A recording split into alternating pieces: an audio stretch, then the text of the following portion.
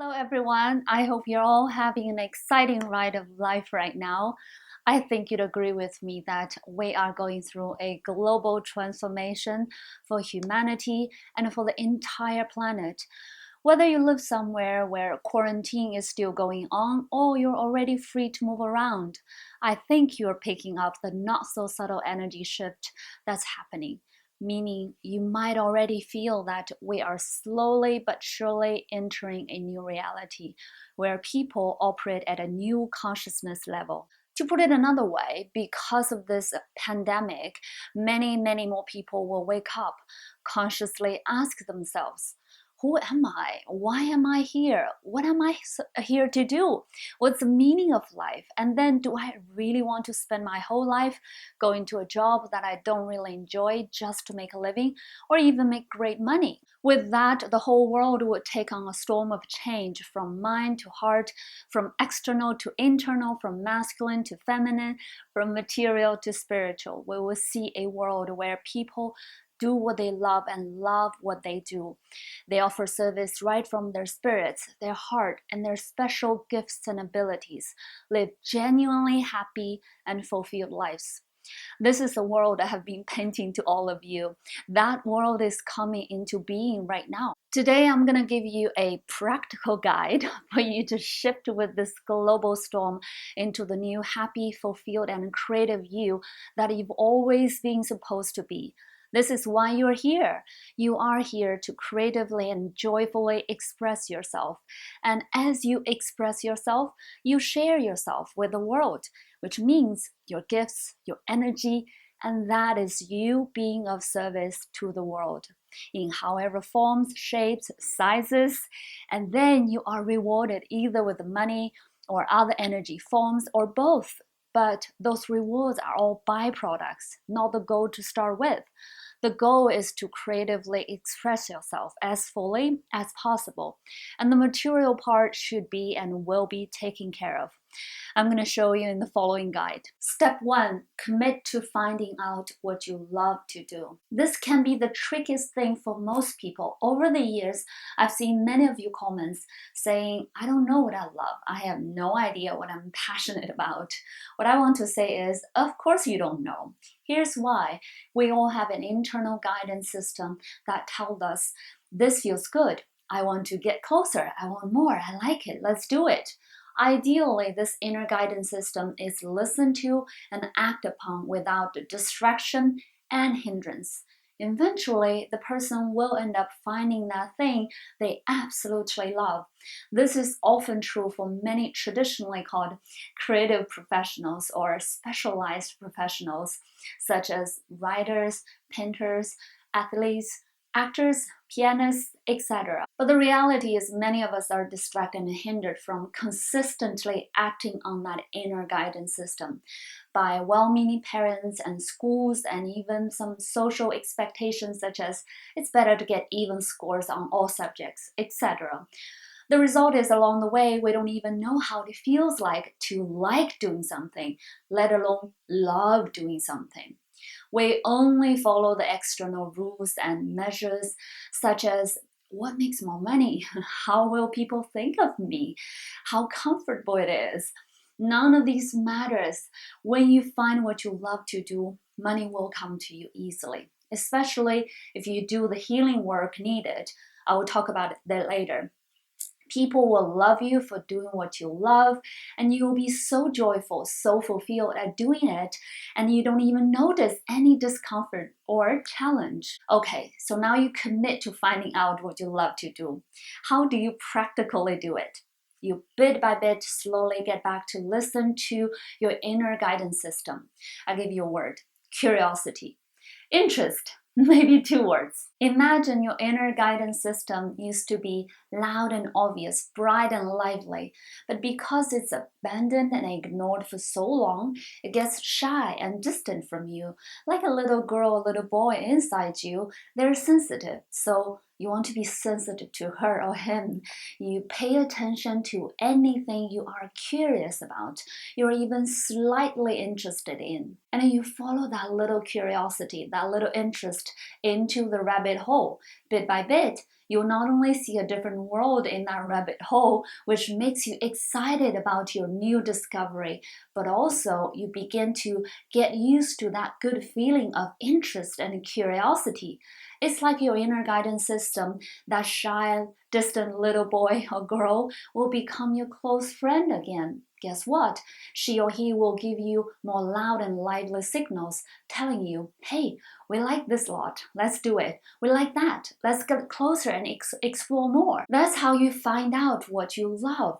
That feeling gets hotter and hotter, and often say, genius is no big deal at all because we all are. That inner guidance system is supposed to guide all of us onto that genius thing we love and therefore can't stop doing and therefore become so good at.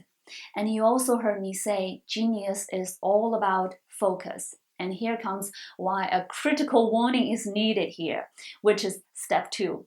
Eliminate your distractions. You rarely hear me using words like kill or eliminate enemy, but here for the effect, I give it to you. If there's only one true enemy in our life, it's the distraction we allow in our life in any way, consciously or unconsciously. Have you noticed a baby might play with one object forever until and unless you distract it with something else to get its attention?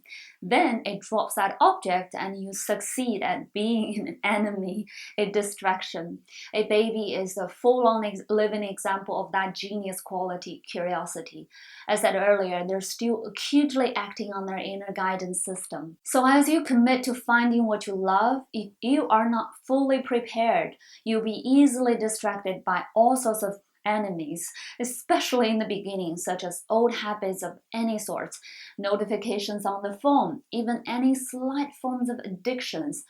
As that baby, you'll be most likely easily taken away from what you were exploring, that rabbit hole. So what you can do is eliminate any distractions that are currently happening but you are not even aware of. For example, do you really need all notifications turned on? Do you really need to see and even reply instantly to all messages coming in? Try ask yourself, can you even have 1 hour's time uninterrupted?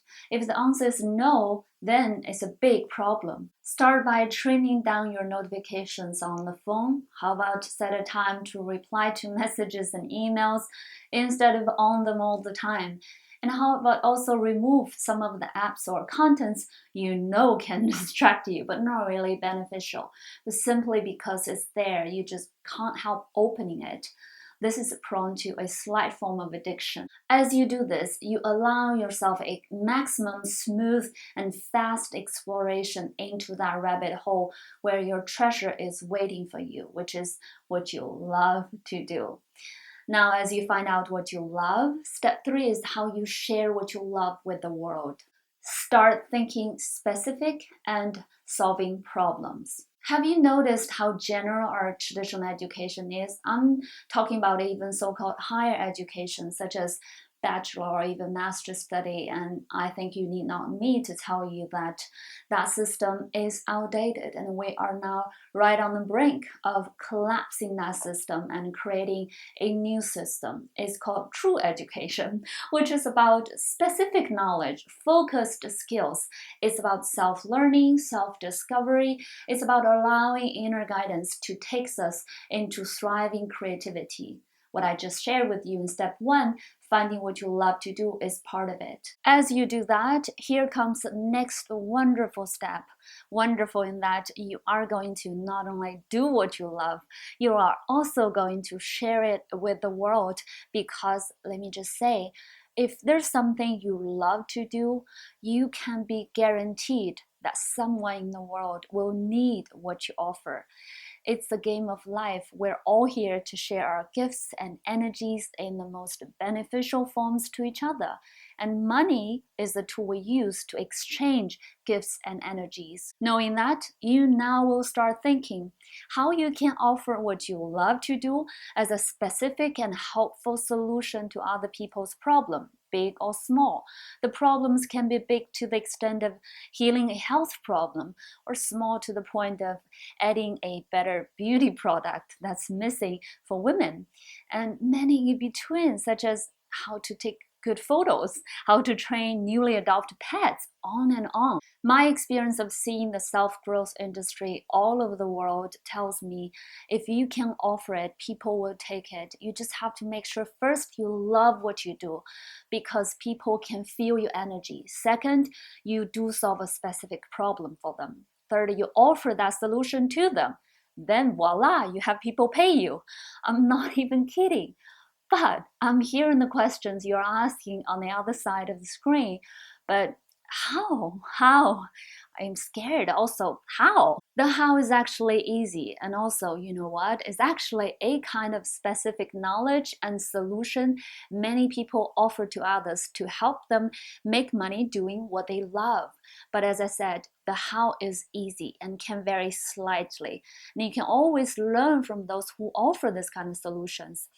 I might do another video on it, but the most important here is if the how is the external hardware, what matters the most is actually the software inside, which takes me to step 4. Heal yourself to receive money and abundance easily. I can boldly say no one can go far without inner healing of some forms.